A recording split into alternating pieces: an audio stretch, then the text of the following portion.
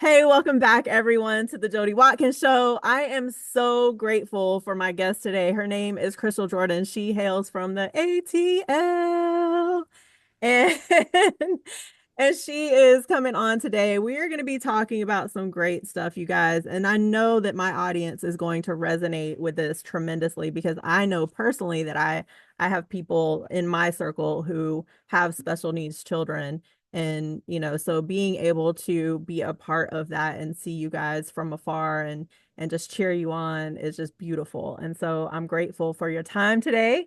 I'm grateful that you showed up. And today we're going to be talking about, some of the things that Crystal has had to overcome. She's had to overcome some self-doubt to advocate for her son, and that's something that I talk about a lot. And, many of my guests have talked about the whole imposter syndrome, right? Many of us go through that. And a lot of it's societal, right? But balancing motherhood, faith, and purpose, I'm really just excited to get involved in that because I know that's going to be a great conversation. And so, Crystal, I just want to allow you to come on now and just introduce yourself to the audience and, tell us a little bit about yourself, how you started, how you grew up, if you want to, and kind of what you're doing now. So, hey, you guys, I am Crystal Jordan. I am an autism advocate, philanthropist. I am a mom. And one of the most important thing about me, I'm an author and I'm a speaker. Growing up, I was not speaking. I did not speak until 5. Um, so just like my son, how he's nonverbal, I'm a Mm, mom to a nonverbal 7-year-old who does not speak at this point. But I have faith that one day he probably will speak, just like I'm speaking to you guys today. mm, But when I was younger, I did not talk. I didn't have the words. They didn't mm, come out like most people did. I was delayed in that. And when I was younger, for me personally, I met amazing people who was there to help me. I'm an air quote translate because I wasn't talking. So mm, this journey of me being an autism advocate has been fulfilling to say the least and amazing. mm. I love that. I love that. So, what were some of the challenges that you grew up with? One of the biggest challenges that I grew up with was being bullied Mm-hmm. because I did have a speech problem. And back then in the 90s, it was called a speech delay. Looking back, I do believe that I am autistic, but the tests for adults are super expensive, so I have not dove into that yet. Mm, But I was bullied. I was in special education my 5th grade year. I remember pull out services where a speech therapist would come pull me out in the middle of class so I can get the services so I can work on my speech. I do think without special education, I don't know if I would be speaking as clearly as I am today. mm, Because I don't remember if I ever had private speech therapy, but I do remember my speech therapist that was in school, in elementary, middle school, and high school. I okay. remember when I aged out, when I got to 8th grade and I graduated, they told me I aged out of getting services. Looking back, I know I didn't age out. It Mm-hmm. just unfortunately my mom was not aware of her rights. But that's another story. Yeah. So yeah, that was how I remember growing up, not Yeah. being able to speak or articulate how I felt because when you look at some autistic and individuals who do speak, it may sound like a robot, and that was me when I was younger. Like Mm, I couldn't say my S words. It was certain words where it was very hard for me to articulate. Um, Back in the day, I probably couldn't say philanthropist. I just learned how to say that word literally 2 weeks ago mm-hmm. because I still have problems with certain words, but I practice it and I practice Yeah. it until I can get it. Like I'm gonna give you a word I still have problems with since I was a kid. Suspific. I don't know if I said it. Suspic. Specific. No, but a lot of people have issues with that word, right? And it's because of if you go to different countries, like I've traveled, I'm grateful when I was in the military, I got to travel around the world a lot. And you go to different countries and they will tell you the English language is literally the hardest language to learn. And you look at some countries, and for me, I'm looking at, I was stationed in Asia, and I'm like, but you guys have symbols, right? Like, but when you learn them, it's easy. But with the English language, because, some words are spelled the same and mean different things, and, so for people who are coming into the country, it's very difficult for them to learn the English language. And so words like that, specific, philanthropist, like, yeah, those are not words that a lot of people can just say off the top of their, noggin. And When I so tell you I I have to think, practice it. yeah, but that's, I think as a society, we need to do better because, like I said, this is actually pretty normal, and yeah, I've had to learn how to say those words, right? And that should be a normalized thing. But what happens is, as a society, especially kids are mean. We know this, right? Like, and you grew up with that. And I grew up being bullied as well, just for different things. And, I just look back and I'm like, if we would just kind of change the game a little bit and just say, this is pretty normal, but let's help you get better. Think about how different things could be. But But that's my what you're thing is, doing. when I look back at it, it was certain words I couldn't say, but could those kids say them words too, the correct way? Probably not. Exactly. Like I couldn't say Exactly. 166. I'd say one dick. That was my school bus number. It was Mm-hmm. 166. I'd say one dicky dick. You see, hear me? Mm, One dickity dick. The yeah. And I remember that so vividly because I was bullied heavily for what I just said. Um, that was the worst. Yeah. Middle school for me was the worst ever Mm, because I was bullied every day. If I didn't fight Monday, I would fight Tuesday. If I didn't fight Wednesday, I'll fight Friday. And wow. for me, my middle school years was the most darkest times ever. But luckily I wasn't to my knowledge in special education. But I do think I had an IEP, and I literally just said this yesterday to my son's school. I need to call my school system and pull my record to see where was I at because my mom must just sign some paperwork because she don't recall me being in special education. I said, Mom, I was in special Mm, education. I know that for a hmm. fact. I Wow. have 5 kids in my class, one teacher, all subjects. I was bullied and ridiculed all the Mm, time.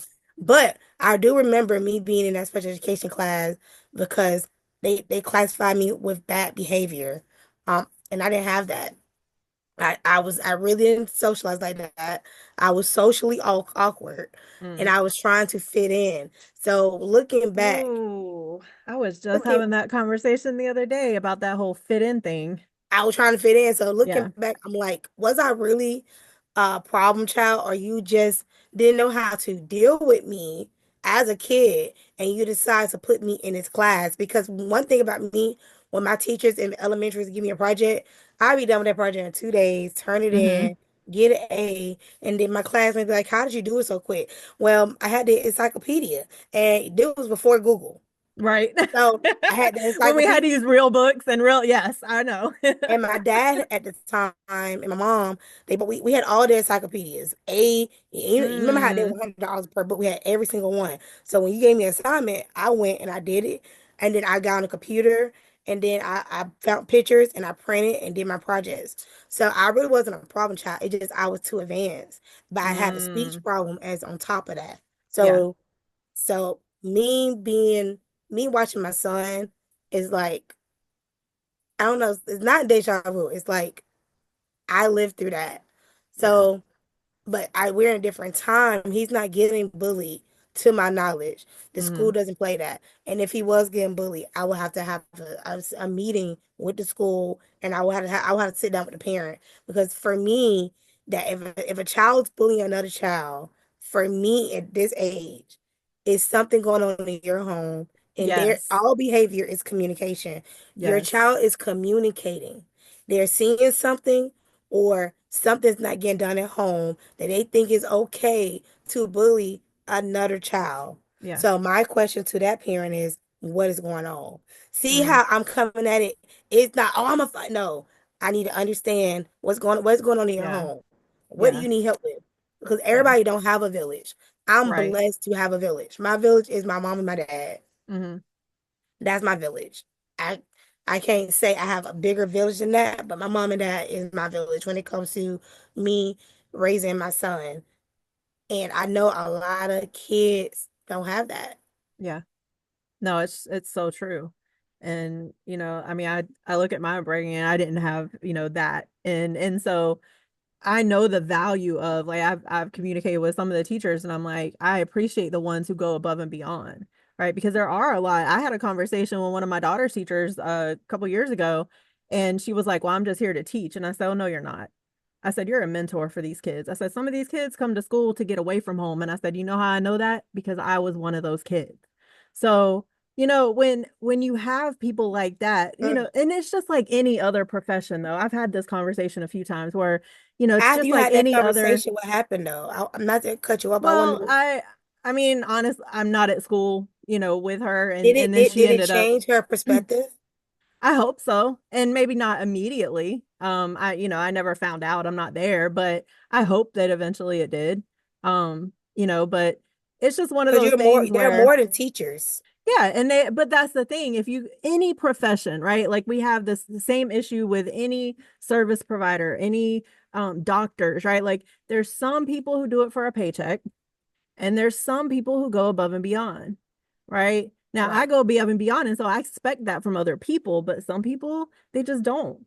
And so for me, I'm just like, okay, I'm gonna speak up when I'm given a platform because I was taught not to speak. There you go, right? So now we have a voice. We have a voice. And now that we have that voice, we have to use it. And so I want to commend you because, you're taking some of the things that you grew up with and you are using that now to create a better environment for your son. And I want to commend you for that because a lot of Thank you. people aren't able to do that, and like I lived with trauma for a really long time. And so it took me up until my 40s before I kind of started healing through some of that stuff. And so the fact that you've already been able to do that, that's amazing. And now you're able to advocate for him and give him a safe space to feel honored and feel like he can be included so he doesn't have to feel like he has to fit in, because one of the things that I'm just now learning in life, we're not meant to fit in. I We don't are believe we created, are. I God creates think us a certain way for a specific reason. We're not I supposed to agree. fit in with everybody else. What we're supposed to do is work together and make a better world. And you know what you said? You brought up a good point. Make the world better. But what about about us creating? Sorry, You're good. Don't my, don't my brain just apologize. my Don't brain went apologize for here. that. No, What ma'am. about Don't us being more apologize. inclusive and Yes. creating more environments for our special need community and Mm, not making them feel less than? So yes. me advocating, and I just met a mom yesterday. I spoke at my son's school, and with me speaking at my son's school, I was speaking about this is also something I'm very heavy on. You are more than a mom, and I speak on that Mm, in a lot of different ways. But that was my statement yesterday, and I met a mom, and I told her I was an autism advocate. She said I am too. I said, oh, you advocate for other kids? She said, no, that's my child. I said, oh, so you advocate for your kid. I said, that's amazing. But that's my next question was for her. Do you see yourself advocating for other families like yourself in the future? yeah. Yeah. Because And that because is it's needed. bigger. It is bigger. Like I have a friend, I think I told you that has a special needs child. She's going through that too, and she does a lot with caregiver burnout and all the things. And she's creating a virtual community for this, called Chosen Hearts. And because she's got that heart, but she also knows the pain that other people go through, and so Burnout is she's, real, yeah, it is. It really especially is. with raising a special needs kid or adult. Burnout is real. Yeah. Like, I remember a couple years ago, I made a post on Facebook and I said, raising a I think I said neurodiverse. Neurodiverse. Yep. I think is what I said. Yep. Um, child is very difficult. You know how many parents ate me alive that have neurotypical kids, and they said no, it's the same. I said no, it's not. I have therapy. One day I have play therapy. One day I have OT. One day I have speech therapy. One day I have feeding therapy. On top of that, I still have to take him to school. On top of that, I have to he have ABA. So what are you talking about? Your kids go to school, come home, talk to you, and they go to their room. I don't have that. I remember that status because so many people was telling me no, raising kids in general was hard. I'm not taking away. And in my post, I did not take away anything about neurotypical Right. kids. Neurotypical kids is society standard or normal. I don't use that word normal because I think it's very offensive. So Hmm. you would never hear me say that in any None of interview. us are really normal, to be honest. I agree with that. And I remember that status so well because everybody was like, no, you need to spend time with my kids. No, I don't. Yeah. Well, I have nobody one knows your kid. life. Like I'll be honest with you. And up until I met my good friend, I wasn't in that life, right? But now I'm seeing what she has to do, and she's also, a solo mom, and so and she's got multiple kids, right? And so it's like I'm like, woman, I don't even know how you're doing this, but how can I help? Right. And so that's what usually the conversation is, because I know now, because I've known her for a long time and I see her daily life and she shared things with me.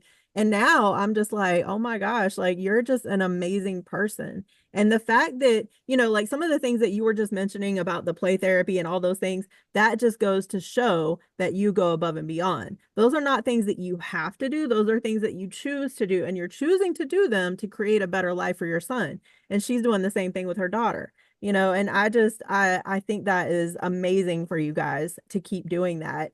And, but also make sure you're taking care of yourself as well, right?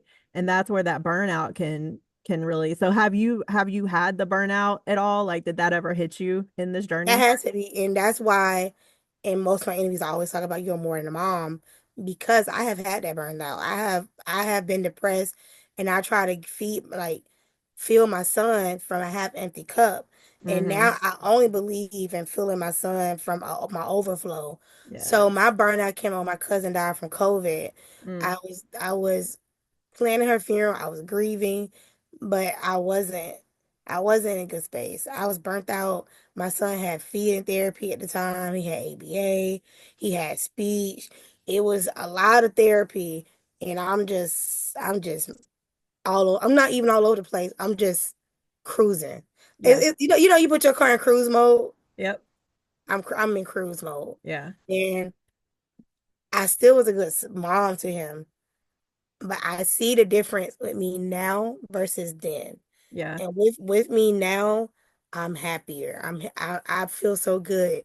And I'm a single mom. I don't have Okay. a partner um to assist me.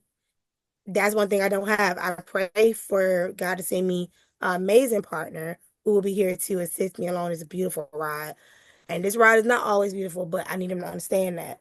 And Hmm. then on top of that, my son's dad don't really help me when it comes to our son, which I'm not bashing him Right. because I believe in seasons. I believe in Hmm. grace. And he may be not be in a season or the space in this moment to be there because he may be going through something personal that I Hmm. personally don't understand. And so for me, my my burnout already happened. But when I feel like I'm getting burnt out, I will go running. My biggest thing that I do that helps me de-stress is running. I love Okay. to I go was gonna running. ask you what you started changing, like how you started shifting. And This exercise year, is really, huge. this year I That go is running, huge. I work out. I haven't worked out in like 2 months, y'all. I went running like 3 weeks ago because I Hmm. was so stressed this particular day. And I just said I threw everything down. I actually forgot I had to do a podcast interview that day because I was so over it. It was so much going on this particular day. Yeah. I went running. That was Mm. that was maybe 2 weeks, 3 weeks ago. I Okay. just couldn't take it. And Yeah. then one thing I like to do is get my locks done. That's one of my next things. Like get my locks, Self-care. yeah, get them self-care. Self-care. I'm all about my self-care. Yes. I don't get my nails done like that. That's very rare. But my feet and my locks. But if I had to pick one thing for self-care, it would be me going running. Mm. I love that. I love that. Yeah, and that's, and I know it's challenging because like I said, I know someone who I'm pretty close to and I see the daily life, of that person. And so I know it's very challenging for her to get exercise in a lot of the times. But I do want to bring in, because we're talking about, faith and purpose as well. One of the things she is very good about is being very faithful, making sure she has her journaling time, praying in the mornings, and that's how, everybody has a different way of filling their cup up, right? And so, just being mindful of making sure that we're doing those things. So how do you implement the faith into your daily life? So I have a pink Bible that I read, but what I do, I pray. I talk to God daily. I call God my homie. And on top of that, I I have love this, that. yeah, he's the homie. I have this thing where I have a lot of, if you don't know, Dollar Tree have these amazing prayer cards. Hmm. Whenever I see their prayer cards, I buy all of them. I like if it's a different set I haven't got, I buy it. I Okay. used to buy them and give to friends, but Hmm. I felt back on doing that for my own reasons. I'm gonna get into it since I said it. I fell back on doing that because my top love language is receiving gifts, but I'm not Mm. materialistic. Okay. That's how I show love. I Right. can be in the store, I may see your favorite candy and I may buy it for you. Or I know you're going through a hard time. I see this journal, I'm gonna buy it for you. But Yes. I realize in my life that is I don't get that back for me at Hmm. all. So I stopped doing that last year to be exact Okay. because I'm not gonna keep pouring to people and they don't pour into me. Mm. So I'm very intentional about that. Like, I Yeah. actually don't buy people gifts anymore.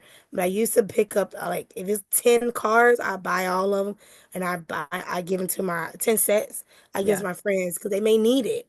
Yeah. And in that moment, of course, I still feel like they still need them, but I don't buy them different anymore. But Gotcha. I read my Bible, not daily. I'm working on that. I'm gonna be very honest, but I do pray and talk to God daily. Yeah. I tell God thank you.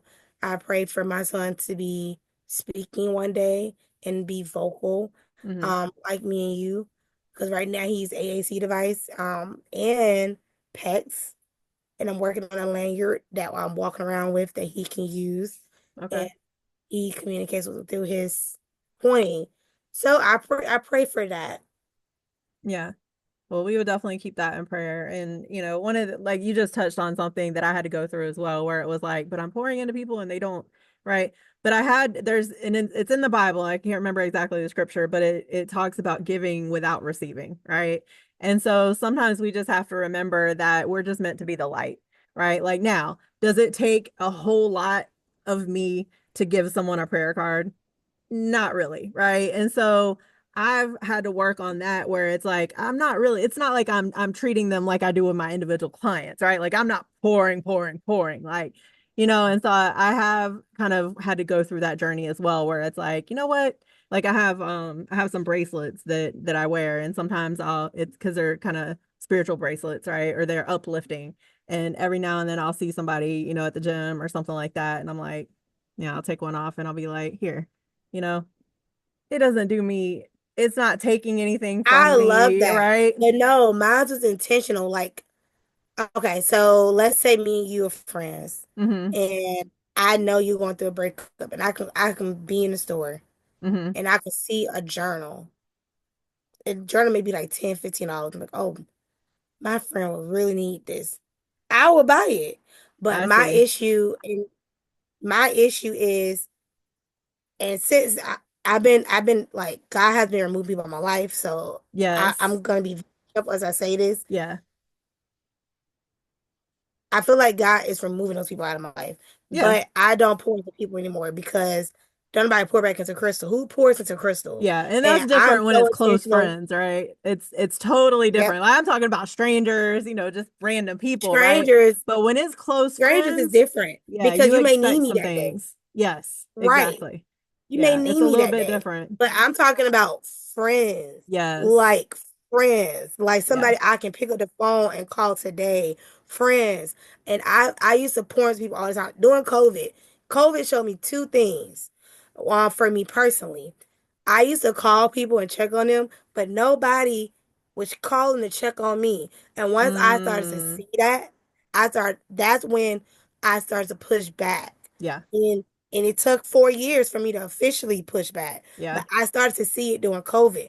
Like I had to check on you. You're not a friend. I shouldn't have to be the one to always call you. Always. Like Yeah. another big pet peeve of mine. My birthday is Christmas. I really don't Mm. care for my birthday, but I used to be the friend. I would buy my friends Mother Day gifts, Christmas gifts, and birthday gifts. But when it came time for my birthday, they would get me nothing or one gift. But most of the time it's nothing. And for me, that's a problem. Yeah. So Well, you have the best birthday of the year, though. You were born on Christ's birthday. We're good, right? right. So now I'm super intentional. I don't even give people stuff anymore Yeah. because I I know what you're talking about. I No, used to I give, totally get not to that. And receive. I definitely understand where you I'm are not. I'm because not. I I've, wanted to explain that yeah, I'm no, not in I that appreciate space you doing that. anymore. And Yeah. because if somebody listens to this, I want them to understand where I'm coming from. Yeah. I'm not that friend anymore. I'm It not is saying different. anything. It's completely different. Yeah, I'm right there with you. So yeah, yeah, and that's one of the things with me right now. I'm just like, if I have to over explain, then we're not probably meant to make this a relationship anyway. You know what I'm saying? Whether it's a friendship or otherwise. But I Because give that's one of though. the things.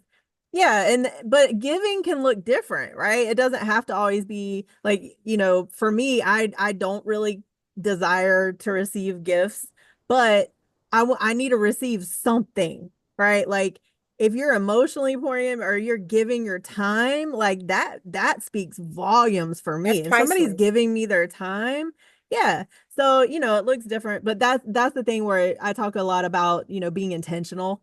And sometimes the people we deal with just aren't intentional. And we are, right? And so that's where, yeah, it's like I'm in the same space where God is like removing people out of my life. And I'm like, and it's like, no, they don't need to be there, right? I'm taking you to the next level. And as we continue to level up in life, guess what?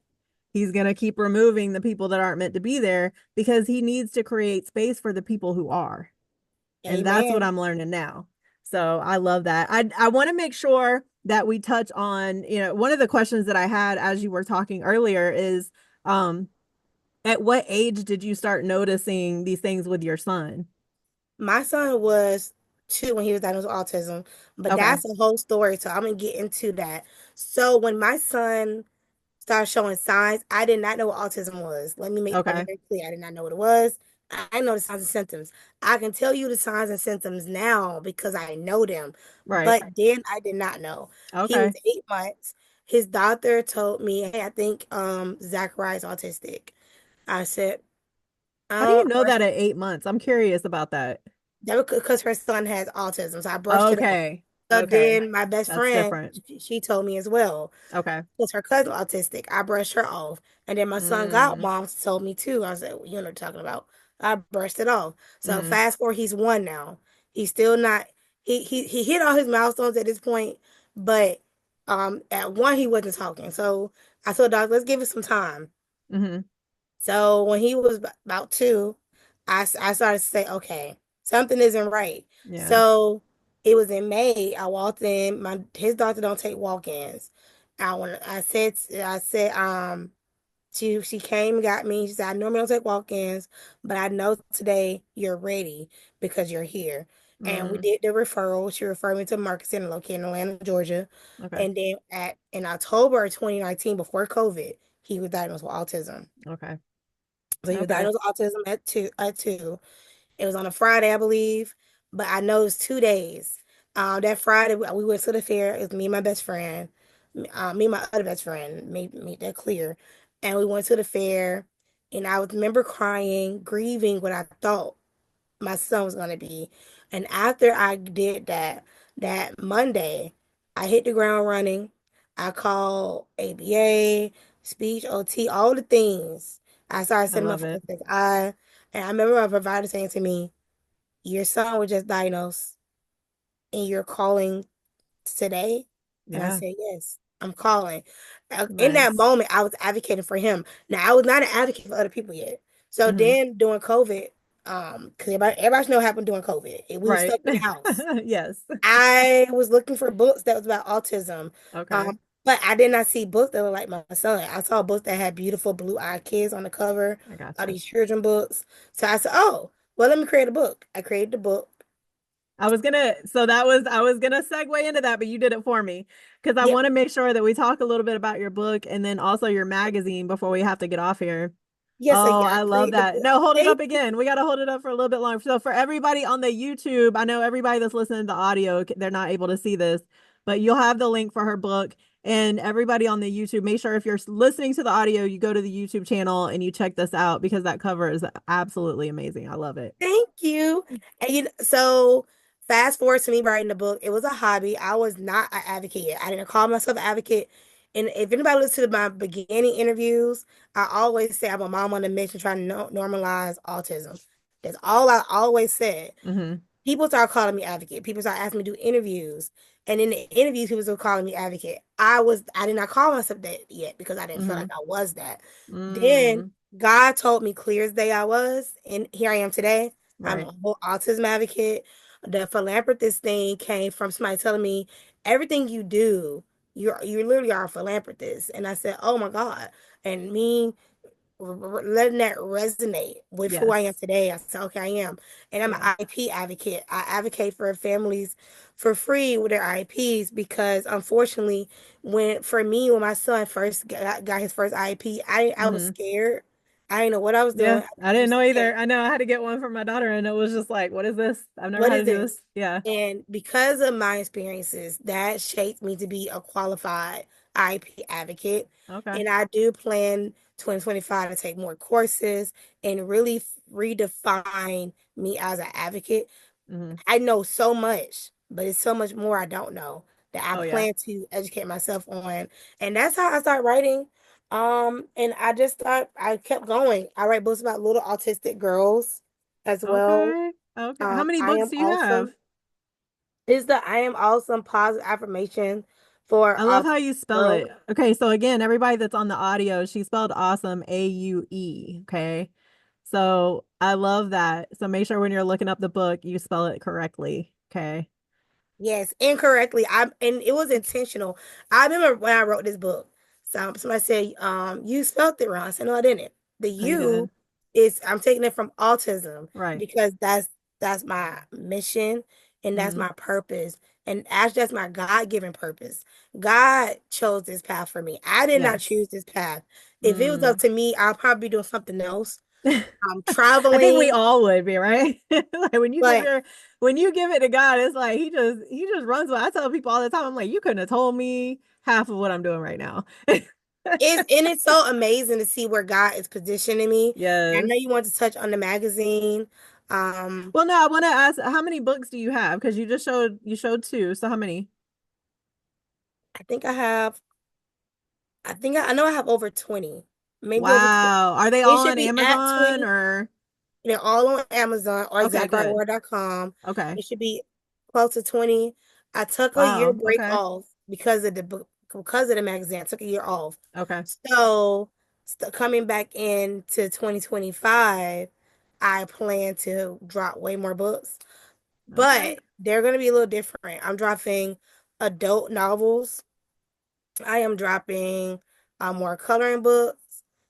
And I'm going to drop this book I'm working on is for parents to know how to advocate for their kids. Okay. They're not the autistic kids. This book is been in the making because the strategies are what I do with my child. So the book is currently in the making as I figure out how I'm raising my son is gonna put Hmm. it into writing. I love it. I love Thank it. you. I love that.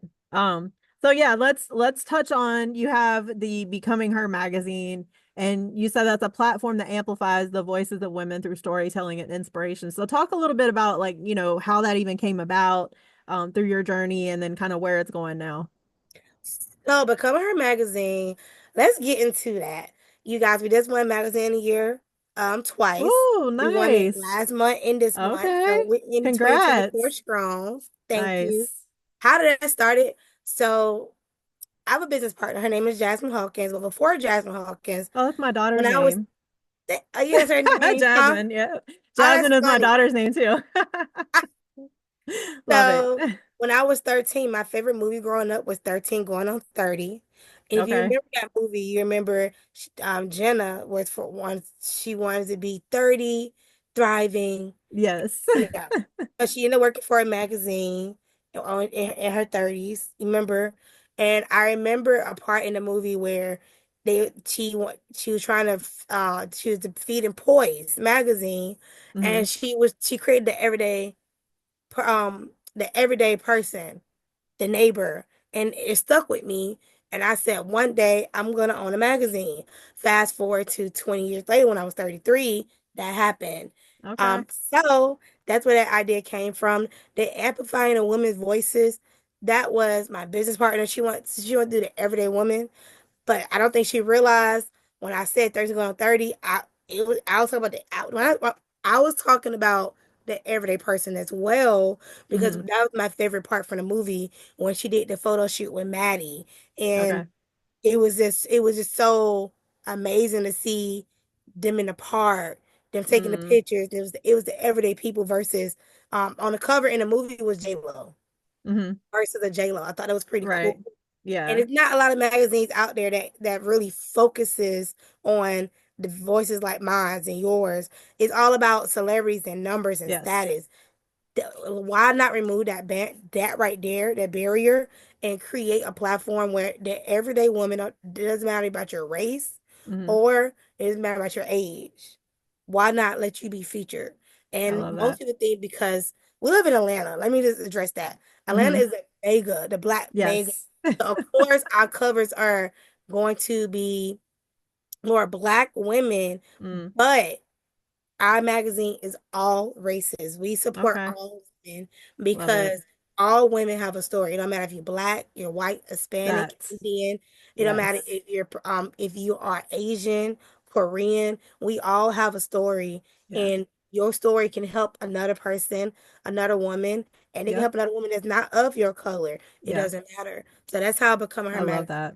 Well, and that's, I always say that, like, we all have a story, right? And that's why that was the premise behind this podcast, because I would talk to people and they would share their stories. And I'm like, people need to hear this because somebody else is going through this and they need to know that they're not alone, right? And so that Mhm. immediately, and I started the podcast during COVID. So it was funny because we were talking about COVID, originally. And so I've had to kind of shift and learn things along the way. But I love that we have these platforms. I'm also involved with a platform called Convenient Communities where we say, we have the biggest influencers that nobody knows yet, right? And we always put that yet on the back because that's the thing. It's like we have all these celebrities and people that are well known. They've just been doing it longer, right? But what about the rest of us who are just kind of starting out and, maybe we started life a little bit later, right? Like, and yes, we should have a platform too. So I want to commend you for that as well. And your business partner, Jasmine. I will never forget her name. And you also have a publishing company, right? Yes. Talk Yeah. about that a little bit. Oh, okay. Just a I little was you bit. had a question. So you guys, I help. So for me, the publishing company, I took a break from, but I'm Hmm. back. And my goal is to help moms and grandmas become published authors because I feel that moms have stories. Hmm. Imagine if I never wrote just like you. Yeah. I wouldn't even know who I am. I wouldn't even be doing podcast interviews because I didn't share my story. But because Hmm. I shared my story, I have impacted so many women and family lives. I Yeah. feel that moms and grandmas can do that too. But now, if you're not a mom and grandma, you just want to publish, that's fine too. But my goal and my mission is to help moms and grandmas become published authors. It don't matter Aw, your race or your color. It's about you have a story, let's publish it. The I only love it. stories I won't publish is something like that's like not of God, something that I don't believe in, Yeah. or something very, very something raunchy. Yeah. Those are the Has to two be in things. alignment, right? That's I was just having that conversation the other day too, where it's like, if we know our values, then it's easy to figure out what's in alignment, right? And so it's easy to say, okay, that's not for me or that is for me. And so yeah, like I always say, I'm not the coach for everybody, right? And Mm-mm. you're the same thing literally, where it's like, I'm not the publisher for everyone. I'm not, this for everyone. And when we step into that, we were talking about imposter syndrome, right? When we finally step into that, just knowing, and being like okay with it, like, hey, I'm not for everyone, right? And that's how we can start gaining that confidence a little bit more and kind of ridding ourselves of that imposter syndrome. because yeah, I'm not for everyone. I'm not going to get along with everybody, right? And that's one of the things that I think a lot of us, again, it's one of those society things where it's like, but you're supposed to be nice to and get along with everybody. It's like, well, I can be nice to everybody, but doesn't mean that we're going to be best friends. Right. So that's the reason behind that brand. Okay. All I my love it. brands are centered around me empowering somebody. I love it. That's beautiful. That's what it's supposed to be. That's what it's supposed to be. And funny enough, my brand, I'm actually changing my brand and it's going to be Lady J Empowers. So the empower part is it's huge. That is It's amazing. huge. And And then I'm I just also now have something announcing that. I for you. haven't announced that yet. So I just now announced I just aired it. Ah, and then I'm dropping for in 2025. I am launching my autism awareness magazine. It's gonna be a quarterly Awesome. magazine. I'm Okay. not gonna tell y'all the name. I have to trademark it, but That's okay. the name is the name is God given. Okay. I literally was driving and I heard it so clear. God said it. So I'm driving. I'm like, no. Yeah. And I normally get all my business names when I'm driving. Become Her That Magazine, I'm like that in the Becoming shower. Music. That's so funny. I told somebody that the other day. I I was get like, all I my get my names. business names in the shower. It's like wherever your brain, because when we're doing life, our brains are all over the place, right? And so it's like, yeah, when you're driving, you're focused on one thing. Or like if I'm in the shower, I'm not thinking about all the 50 million things that I I'm was thinking telling you, when about. God gave me the name for this magazine, I love it. I know this magazine is about to shake up the room. Well, this And podcast is going to air in January. So I want to make sure everybody that is listening to this connect. I'll have all your social medias out there. I would She's love I it. am Crystal Jordan. So make sure you check out all her social medias. Her website is zachariahworld.com. Make sure you go on there and stay connected so that way you can, and I'm going to make sure I stay connected as well because I want to make sure that I support you too. Because I mean, the things that you're doing, that's what I love about this because there's so many of us who get to, and the more we come together and support one another. It's like our voices get louder when we come together. And that's what I tell people. It's like we can operate on our own, but when we get like 100 voices coming together and advocating for things, woo, watch out, world. I'm gonna tell you what I learned this year is I am powerful. And if Mm, anybody listening to this podcast, if you want to take away anything from me, I want you to say you are powerful and you are worthy. And if you are a mom like me who has special needs kid, it's okay to cry. It's okay to not be okay. And if you just need a yes. day where you do absolutely nothing, Take that is it. okay too. Take it. And that's how I tell people just even if you don't have a special needs child, like I've had to do that sometimes where it's like sometimes I just gotta take a day and just be and it's okay, but we don't get taught these things, we get taught to hustle and grind and all the things, and it's like but Jesus rested. For 3 days. 3 days. When you start learning about that and it's like, well, okay, this is the person who came to save the world. If he rested, who am I not to? Crazy. Crazy not to rest. And that's why I wanted to end it there because I want people to know that they are enough and you are Yes. like you have to empower yourself. If Mm. nobody's gonna empower you, you have to empower yourself. Ooh, yes, that could be a whole nother podcast right there. That is so true. It is so true. I know we have to jump off here, but I do want to just honor you and thank you for your time because I mean time is the most valuable asset we have. And so I appreciate you for coming on here and giving your time. And we'll definitely make sure we stay connected so that way, I can support you and hopefully we can support each other. And I just, I do want to honor you because you took and you probably didn't even know that some of the things you were going through in childhood were even a thing until you started helping your son, right? You mentioned that. And so you took something that was painful in your journey and you've been able to turn that around so that way your son doesn't have to endure the same pain. And for that, I want to honor you. Oh, I thank want to you. honor You you don't have for to go that through and what I many did. other things, but for that specifically, I want to honor you. and just say Thank thank you. you. And I know that the listeners out there, I know there's some that are enduring probably similar situations. And so you just allowed them to, some of the things that you just said where it's okay not to be okay. I say that a lot too. And it is, I had one podcast guest, we were talking about messy health. It's messy. Health is messy. It's not always going to look perfect. It's not, but we just have to consistently do the things. And so I want to commend you for doing the things consistently. Oh, thank you. I appreciate it. You're welcome. All right, you guys. So this has been another amazing episode with Crystal Jordan. She's up in Atlanta, Georgia.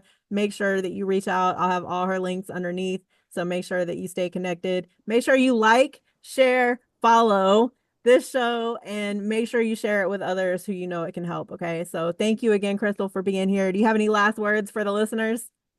My only last words are follow me on all socials, like she already said, and get ready for the movement I am about to create within the autism community 2025. Ooh, I can't wait. Like I said, this is going to air in 2025. So it'll already be going, you guys. So make sure you hop on and support her however you can. So thank you again, Crystal. Everybody have a blessed day.